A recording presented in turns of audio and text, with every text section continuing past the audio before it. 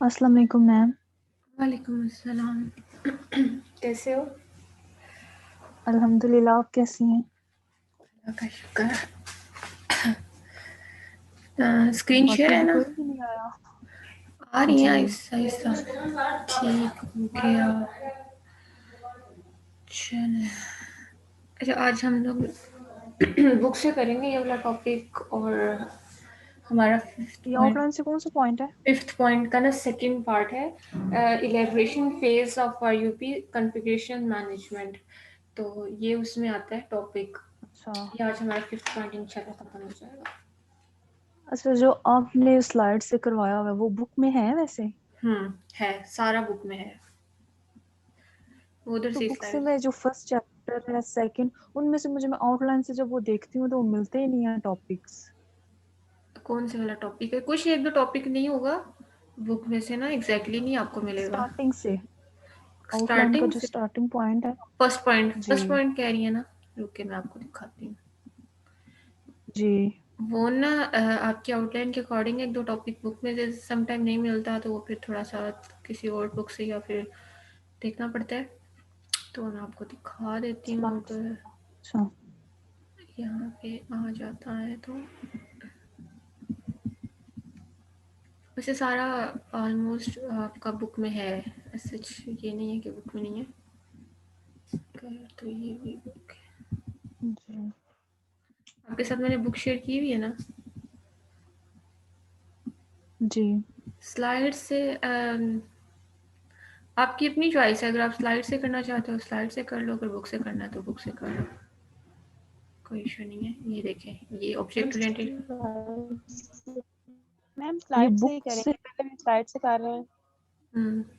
हाँ नहीं, वो जो एक तो टॉपिक अगर बुक से जो ज़रूरी करना पड़ेगा ना, बस वही करवाऊंगी। कोशिश मेरी यही है कि आपको स्लाइड से ही करवाऊँ, क्योंकि एक तो स्लाइड्स ये होती हैं कि स्पेसिफिक होती हैं, ज़्यादा आपको पढ़ना नहीं पड़ता और पेपर में भी आसानी रहती है। जी सही है। लेकिन आपकी सेकंड चॉइस आपकी खुद की है कि आप क्या करना चाहते हो। करते ये मैम स्लाइड से करवा। स्लाइड से ही करवाऊंगी, लेकिन एक तो टॉपिक ना वो पता है क्या, वो स्लाइड से नहीं कवर होता ना, तो वो बुक से करना पड़ेगा। जैसे आज का टॉपिक है, इतना मुश्किल है, मैं आपको हाईलाइट कर दूंगी, आपने सिर्फ करना वही है। ये है रिमशा, एनालिसिस एंड डिजाइन। ये देखो, what is analysis and design, क्या होता है। ये object oriented analysis and design पहला लेक्चर लिया था मैंने, 2 दफा रिपीट किया था वैसे वो लेक्चर। ये देखो, ये वही सेम चीजें वही हैं। ये जी, डाइस डाइस वाली एग्जांपल। ये चैप्टर कौन सा चैप्टर है बुक से? चैप्टर नंबर 1 है। ये यूज केसेस क्या होते हैं, सही है। डोमेन मॉडल क्या होता है। वेरी फर्स्ट चैप्टर में जो हम लोगों की इंपॉर्टेंट डायग्राम्स होती है ना, वो हम लोगों ने इधर ही कर ली हुई हैं। मतलब ये आपको उधर ही समझा दिया हुआ है। और हम लोगों ने यूएमएल वाला टॉपिक कवर किया था, सेकंड वाला। वो में भी आपको बुक में ना मिले, लेक्चर नंबर शायद 2 था कि यूएमएल क्या होता है। यूएमएल मॉडलिंग लैंग्वेज है, उसके अंदर हम लोग ने डिफरेंट डायग्राम्स पढ़ी थी, और उन डायग्राम्स के बाद हम लोग ने एक बात ये भी सीखी थी कि हम लोग ये पढ़ तो रहे हैं, ज़रूरी नहीं होता कि हम लोग हर डायग्राम अपने जो है वो डॉक्यूमेंट में यूज़ करें। लाइक हम लोग जो है अपना प्रोजेक्ट कर रहे हैं, या फिर हम लोग हर डायग्राम को यूज़ करें। जैसे इसकी उसने एग्जांपल भी दी थी कि जैसे इंग्लिश के इतने ज़्यादा वर्ड्स हैं, हम लोग हर वर्ड को यूज़ नहीं करते। हम लोगों को जिन स्पेसिफिक वर्ड्स की ज़रूरत होती है एट अ टाइम, हम लोग उन्हीं को यूज़ करते हैं। तो ये चीज़ें होती हैं इसके अंदर। जो ज़्यादा इम्पोर्टेंट डायग्राम है ना, जो पेपर में आता होता है, वो है यूज़ केस आता होता है, क्लास डायग्राम आ जाती है। आपसे ये बोल दिया जाता है कि रिक्वायरमेंट्स फाइंड आउट करें, functional non functional.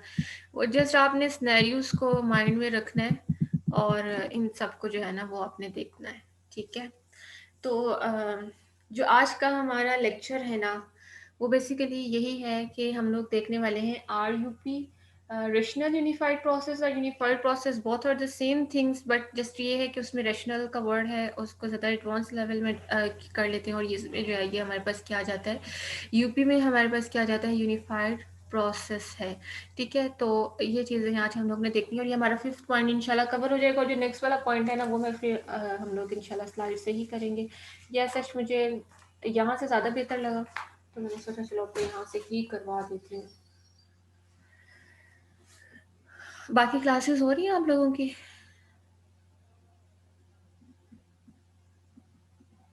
Sir Siraj और सर हमजा की नहीं हो रही, सर शिराज भी आज देंगे, बाकी हो रही है।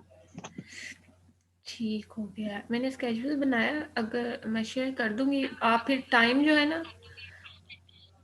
अपने अकॉर्डिंग कर लीजिएगा। मेरी क्लास का टाइम अब आपके साथ हुआ करेगा 4:30 बजे। मेरी जो भी क्लास होगी ना नेक्स्ट, वो मैं 4:30 बजे ही लूँगी।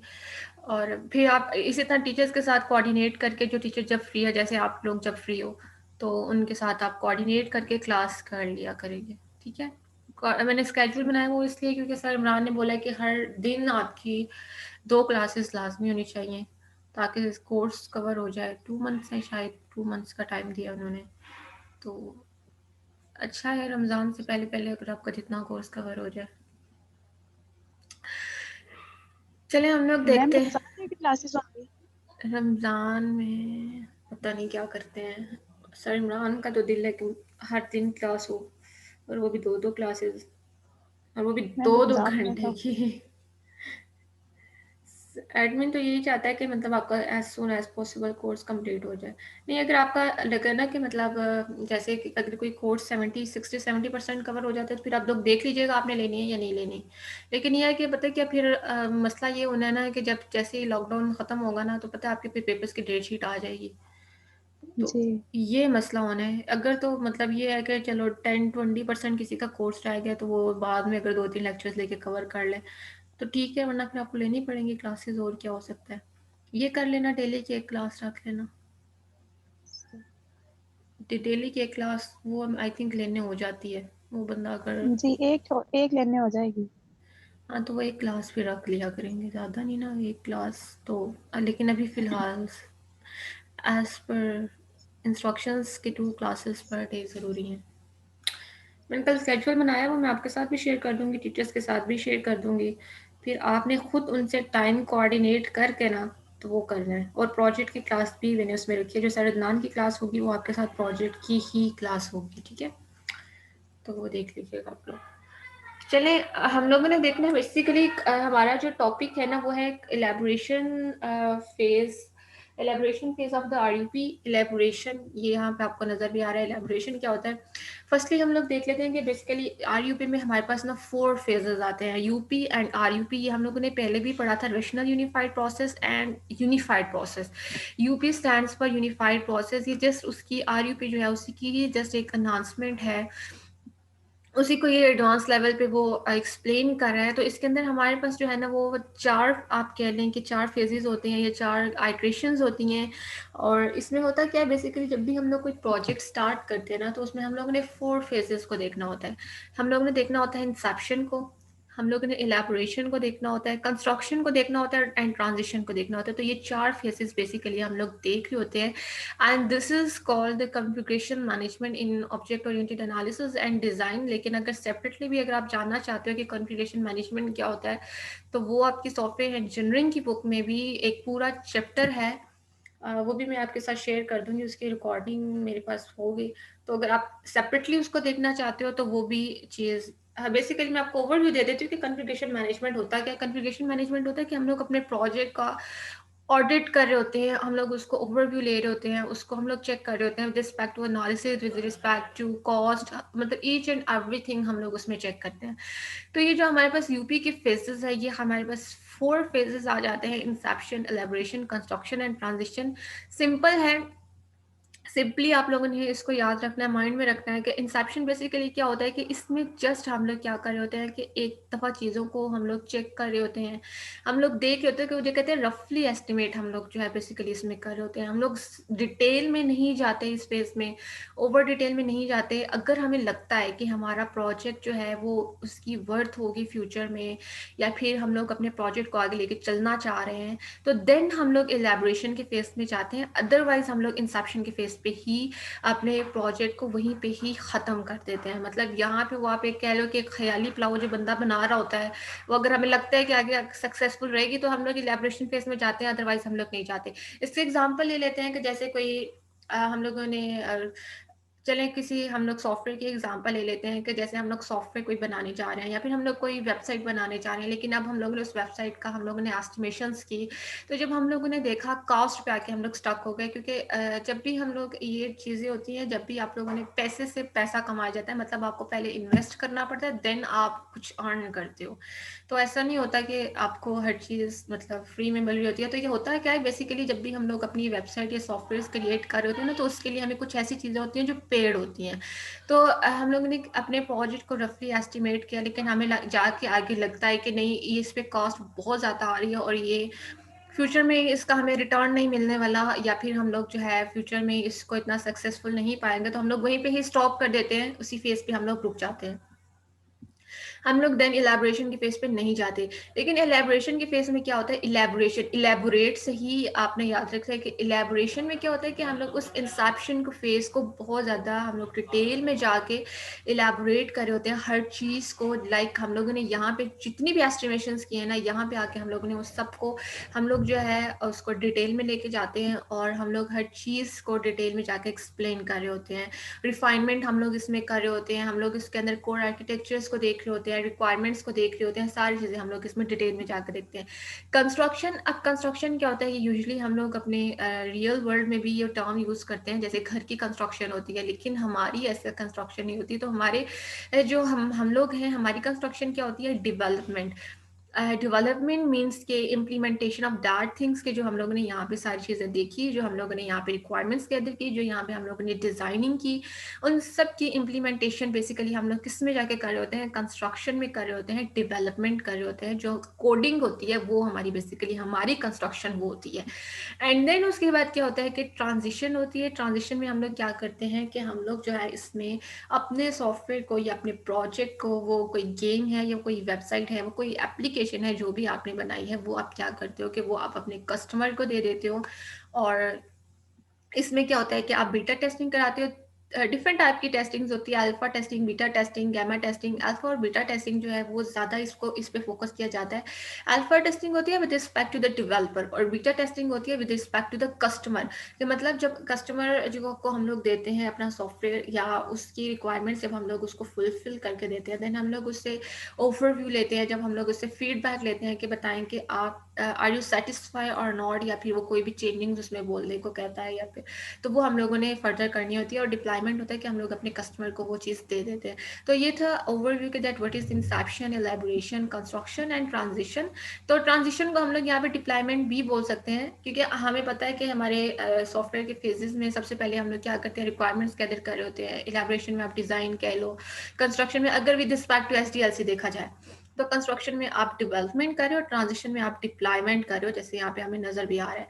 तो इंसेप्शन की फेज में यहाँ पे वो क्या एक्सप्लेन कर रहा है कि इंसेप्शन में हम लोग क्या करते हैं, विजन लेते हैं, मतलब अप्रोक्सीमेट विजन, मतलब हम लोग हर चीज़ का एस्टिमेट कर रहे होते हैं, हर चीज़ को हम लोग ओवरव्यू कर रहे होते हैं। इसमें हम लोग business case with respect to the business हम लोग देख रहे होते हैं कि क्या हमें सक्सेसफुल रहेगा या नहीं। हम लोग स्कोप देख रहे होते हैं, what is in and what is out of the system. तो ये सारी चीज़ें हम लोग इंसेप्शन में देख रहे होते हैं।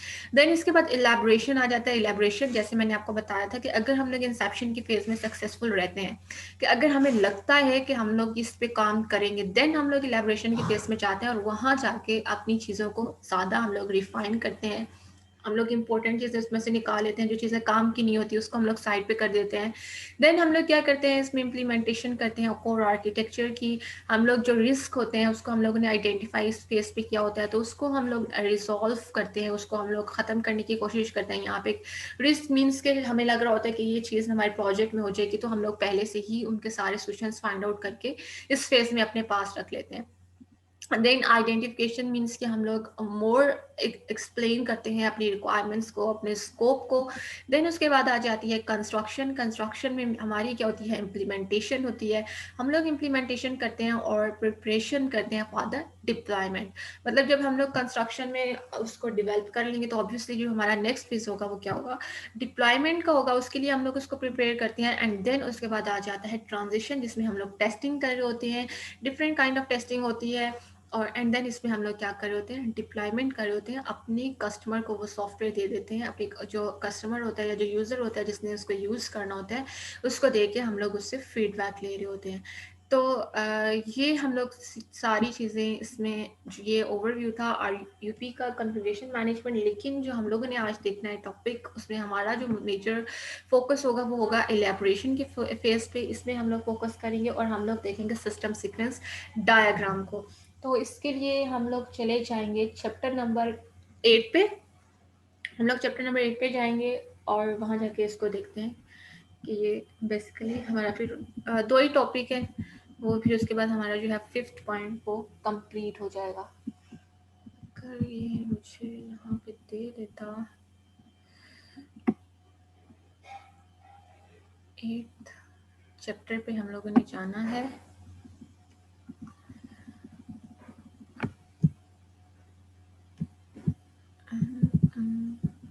Chapter number 7। अच्छा जी, ये है चैप्टर नंबर 8। ओके, हम लोगों ने यहाँ से जो है ना इसको देखना है on to elaboration, inception and elaboration के फेज को हम लोगों ने देखना है यहाँ पे कि हम लोग इसमें क्या क्या करते हैं। ये आ गया हमारे पास। अच्छा, यहाँ पे वो सबसे पहले यहाँ पे हम लोग इसको स्टार्ट करते हैं। अच्छा, यहाँ पे लिखा हुआ है check mind what happened in inception, के हम लोग इंसेप्शन के फेज में क्या करते हैं।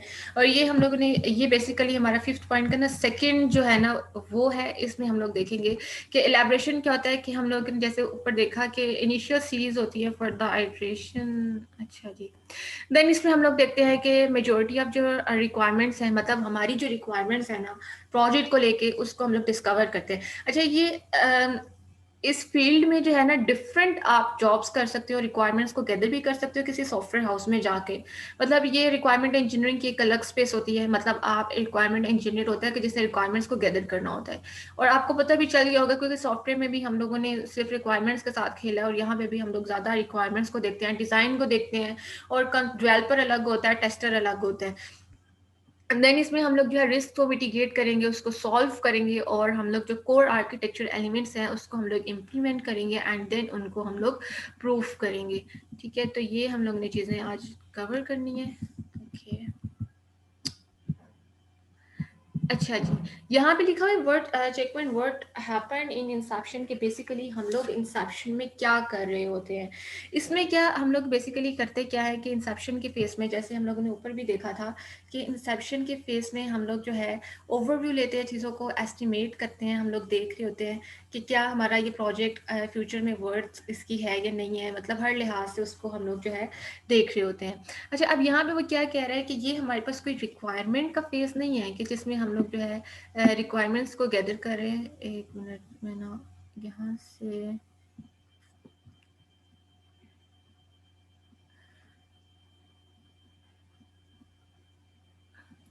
ओके, यहाँ पे वो क्या बोल रहा है कि this is not the requirement phase of the project, के मतलब ये रिक्वायरमेंट का फेज नहीं है जिसमें हम लोग रिक्वायरमेंट्स को गैदर करें। क्यों? क्योंकि हम लोगों ने क्या देखा कि जस्ट इसमें तो हम लोग विजन कर रहे होते हैं ना, हम लोग देख रहे होते हैं।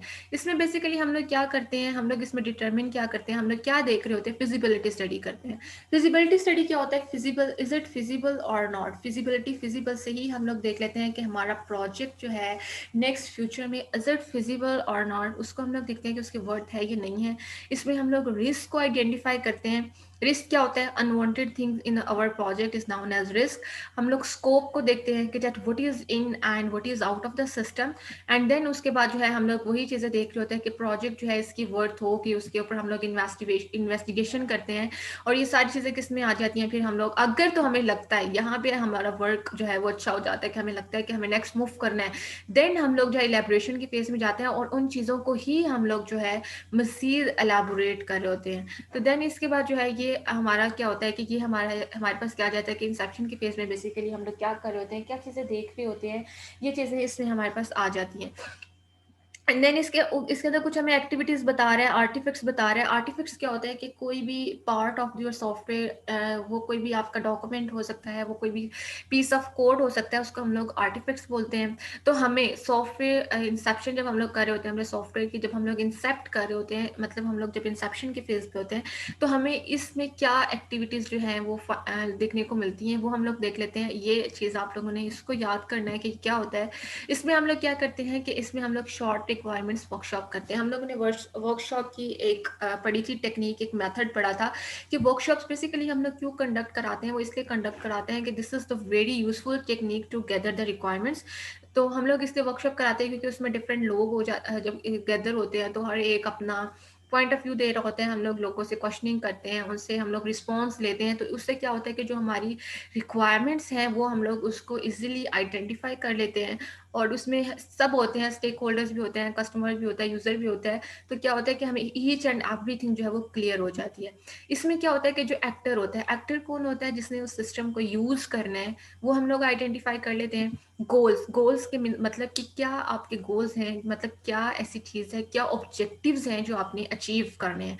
लेट्स सपोज कि आपने प्रोजेक्ट, आप लोग अपना कोई प्रोजेक्ट चूज़ करोगे, फाइन, मतलब जो आपने नेक्स्ट में शो कराना है, तो उसमें आप देखोगे कि आपके क्या गोल्स हैं। लाइक आप एक सॉफ्टवेयर बना रहे हो या आप एक वेबसाइट बना रहे हो, उसमें यूज़र क्या कर सकता होगा। अगर कोई लेट्स सपोज कि आप शॉपिंग की वेबसाइट बना रहे हो, तो उसमें यूज़र क्या कर सकता है, आपके क्या गोल्स होंगे, और आपने उसमें क्या फंक्शनैलिटी रखनी है। आपने बताना है कि इसमें यूज़र जो है वो आके चीज़ों को पसंद कर सकता है। अगर उसका मतलब वो उसको ख़रीदना चाहता है तो वो उसको उस वक्त जो है पेमेंट का आप उसके अंदर बटन लगा दो कि मतलब पे कर सकते हैं, कॉर्ट में रख सकते हैं, मतलब उसको बाद में अगर उसने उसको लेना है। तो ये गोल्स मीन्स कि क्या फंक्शनैलिटीज़ जो है जो आप अपनी वेबसाइट में डाल रहे हो या आप अपने सॉफ्टवेयर में डाल रहे हो जो आपने अचीव करनी है। जैसे हम लोग व्हाट्सएप की एग्जांपल ले लेते हैं कि व्हाट्सएप में क्या है कि उसमें क्या यूज़र गोल्स थे कि मतलब चैटिंग आ जाती है, उसमें हमारे पास स्टेटस आ जाता है, कॉल आ जाता है कि जो आपने अचीव करना है। एंड देन उसके बाद आप यूज़ केस को नेम देते हो। यूज़ केस हमारे पास क्या होता है, इसको हम लोग बहुत डिटेल में बार बार पढ़ चुके हैं कि यूज़ केसेस क्या होते हैं।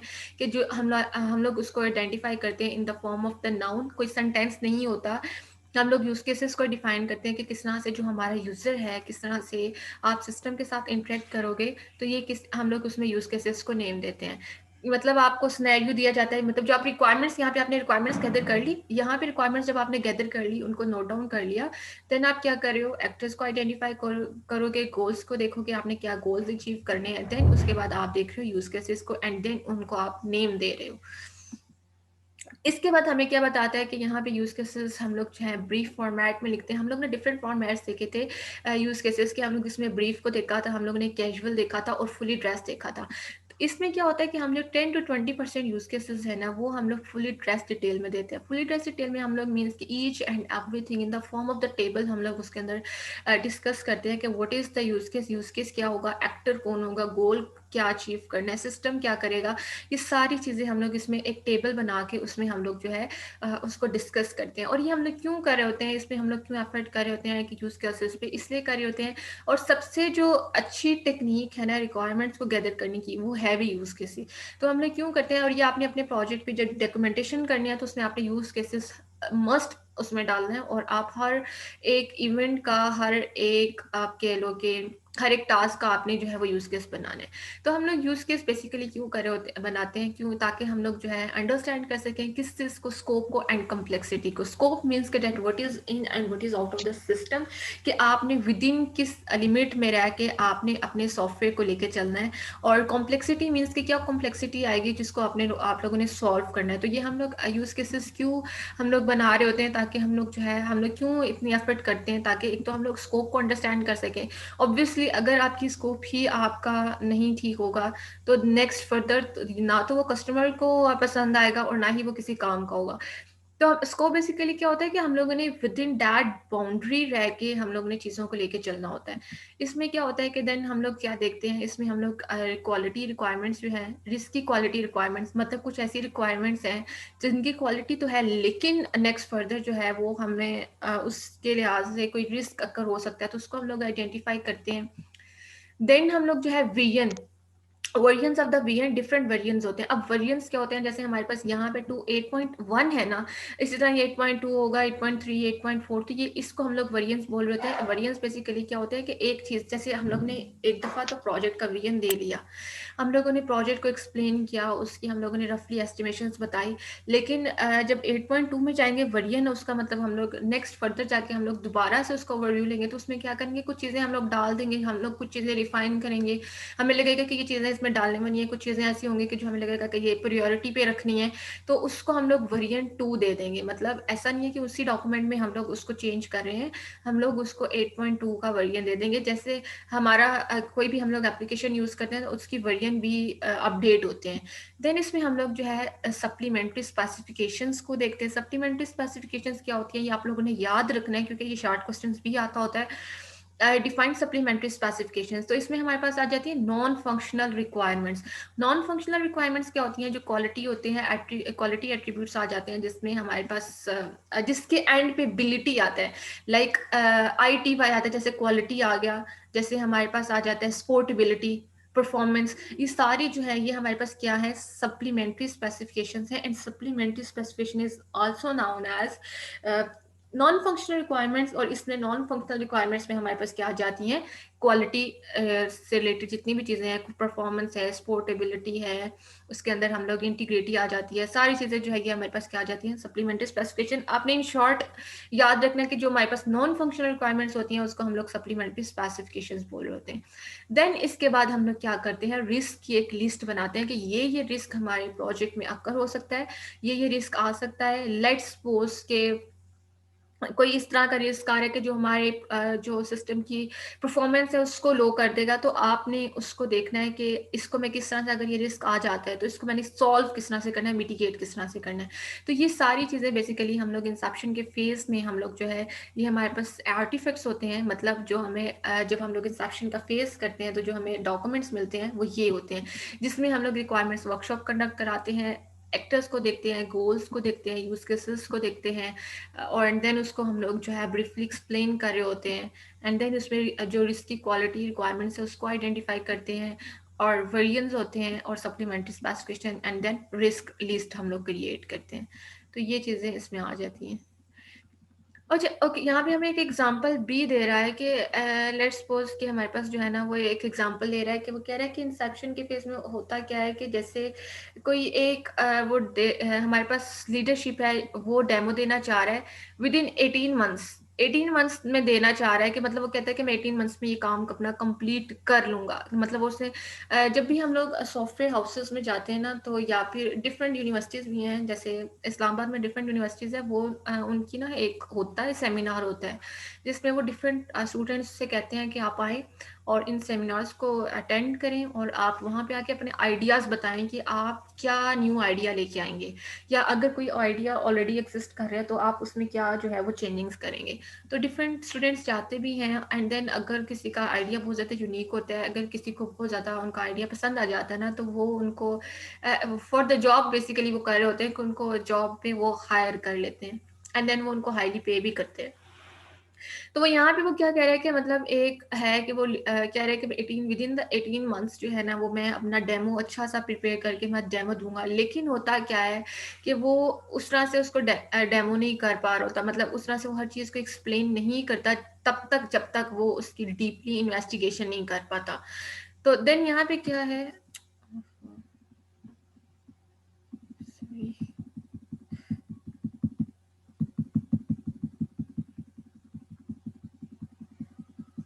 तो क्या है कि हम लोगों ने चीज़ों को जो है वो डीपली लेके जाना है, डीपली उसको इन्वेस्टिगेट करना है। उसके लिए हम लोग किस पे जाते हैं, एलैबोरेशन के फेज पे चले जाते हैं।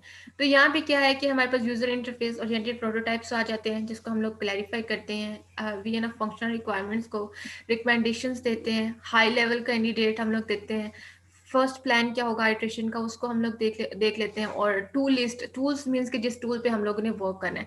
आप लोगों ने जो याद करना है वो आपका काम है, सिर्फ ये वो एक्स्ट्रा उसने दी हुई है, आप लोगों ने इसको सिर्फ यहाँ तक देखना है, रिस्क लिस्ट तक। ये हम लोग बेसिकली ये जो 4-5 चीजें होती है ना, ये हम लोग इंसेप्शन के फेज पे हम लोग इसको डॉक्यूमेंट कर रहे होते हैं, इसको हम लोग जो है वो आइडेंटिफाई कर रहे होते हैं। देन इसके बाद हमारे पास आ जाता है एलैबोरेशन का फेज। एलैबोरेशन क्या होता है कि ये भी हमारे पास क्या होता है कि initial series of the iteration, मतलब बिल्कुल स्टार्ट में हम लोग जो है जब प्रोजेक्ट को कर रहे होते हैं तो हम लोग क्या करते हैं, एलैबोरेशन के फेज की तरफ मूव करते हैं, एलैबोरेशन को हम लोग देखते हैं। ये हमारे पास यहाँ पे कुछ चीज़ें एलैबोरेशन बेसिकली होता क्या है, हम लोग इसको क्यों कर रहे होते हैं, यहाँ पे होता क्या है कि हम लोग जो है जो हमारे सॉफ्टवेयर के रिस्क हैं उसको आइडेंटिफाई करते हैं, कोर आर्किटेक्चर को देखते हैं हम लोग यहाँ पे देख रहे होते हैं कि हम लोग कोई प्रोग्रामिंग है उसको हम लोग टेस्ट कर रहे हैं, उसको देख रहे होते हैं। मेजोरिटी ऑफ द रिक्वायरमेंट्स जो है वो हम लोग यहाँ पे एलैबोरेशन की फेस में देखते हैं, क्योंकि वहाँ पे तो हम लोग जस्ट उसको जो है उसका वीएन ले रहे होते हैं। जो रिस्क हैं उनको हम लोग जो है वो मिटिगेट कहाँ पे करते हैं, जो रिस्क है जो हम लोग आइडेंटिफाई कर रहे हैं, जो मिटिगेट कर रहे होते हैं, वो हम लोग किधर कर रहे होते हैं, एलैबोरेशन के फेज पे कर रहे होते हैं। तो ये हमारे पास क्या होता है कि इसमें जो है हम लोग इन्वेस्टिगेशन करते हैं, हम लोग जो है चीज़ों को इन्वेस्टिगेट कर रहे होते हैं। जैसे हम लोगों ने ऊपर देखा है कि इंसेप्शन की फेज में जस्ट हम लोग चीज़ों को विजन जब लेते हैं, तो जब हम लोगों ने कोई चीज़ हम लोग जस्ट उसका रफली एस्टिमेट कर रहे होते हैं, तो देन हम लोग उस तरह से उस चीज़ को एक्सप्लेन नहीं कर पाते तब तक जब तक हम लोग उसकी इन्वेस्टिगेशन नहीं करते, तब तक जब तक हम लोग उसमें जो है डीपली नहीं चले जाते। तो इसमें हम लोग क्या करते हैं, इन्वेस्टिगेशन करते हैं, इम्प्लीमेंट करते हैं चीज़ों को, प्रोग्रामिंग करते हैं, टेस्टिंग करते हैं, कोर आर्किटेक्चर देखते हैं कि मीन्स को जो उसका बेसिक आर्किटेक्चर होगा उसको हम लोग आइडेंटिफाई करते हैं। इसमें हम लोग रिक्वायरमेंट्स को मोस्ट जो मतलब डीपली हम लोग उनको क्लैरिफाई कर रहे होते हैं।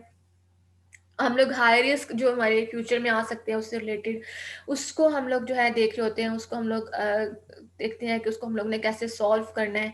तो ये चीज़ें हमारे पास इसमें आ जाती हैं कि जिसमें हम लोग देख रहे होते हैं एलैबोरेशन के फेज में। तो एलैबोरेशन के फेज में बेसिकली हम लोग कोर आर्किटेक्चर को देख रहे होते हैं, रिक्वायरमेंट्स को क्लैरिफाई कर रहे होते हैं, और हाई जो रिस्क आ सकते हैं उसको हम लोग आइडेंटिफाई कर रहे होते हैं। तो ये चीज़ें इसमें आ जाती हैं। देन इसके बाद जो है यहाँ पे वो क्या कह रहे हैं कि जो एलैबोरेशन का फेज है इसमें हम लोग 2 to 4 आइट्रेशंस हमारी आ जाती हैं। और मतलब हम लोग जो है एलैबोरेशन के फेज में हम लोग टोटल, जैसे हम लोगों ने आरयूपी की फेज में देखा कि उस आरयूपी में हमारे पास 4 आइट्रेशंस होती हैं, 4 फेजेस होते हैं। इसी तरह एलैबोरेशन में हमारे पास 2 to 4 जो है वो आइट्रेशंस आती हैं।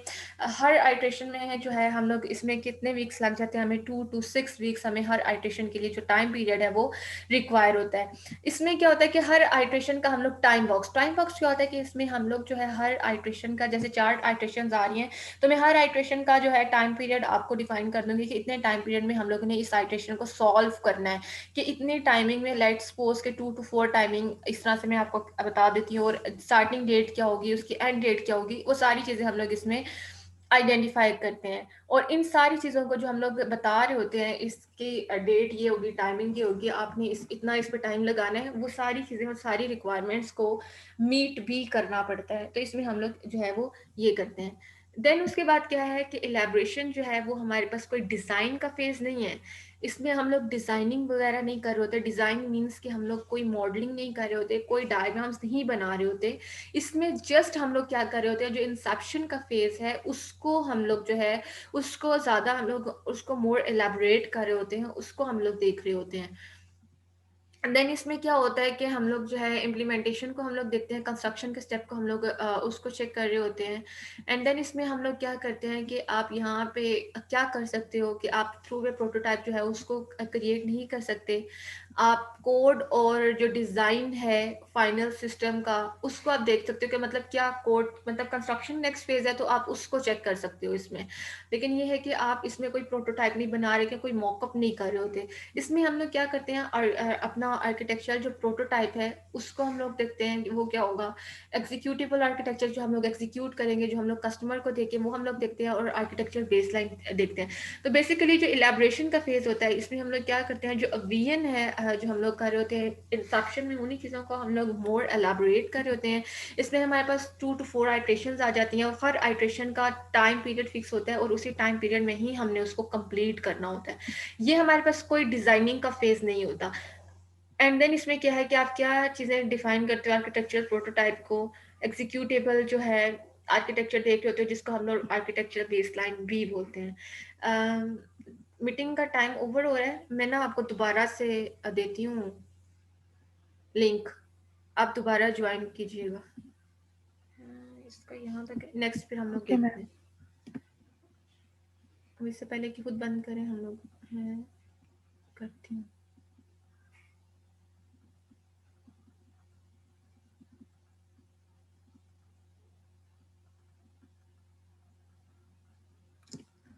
ओके